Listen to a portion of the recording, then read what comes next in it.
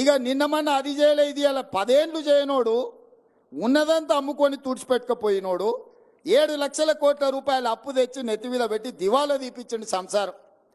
ఏం చేద్దామన్నా అప్పులు వెళ్తున్నాయి. ఏ గూట్లో చేయి పెట్టినా అప్పుల సిచ్చి కాగితమే బయటికి వెళ్తుంది.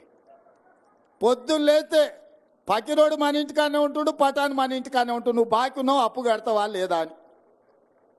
ఆ ఎల్ల సంవత్సరానికి 6,500 కోట్ల రూపాయలు అప్పు కట్టేది ఉండే.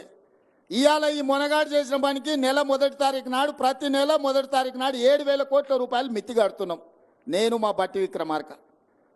సంవత్సరం తిరిగే లోపల 72,000 కోట్లు మిత్తి కట్టనికి అవుతుందా? అసలు సంగతి దేవుడు ఎరుగు.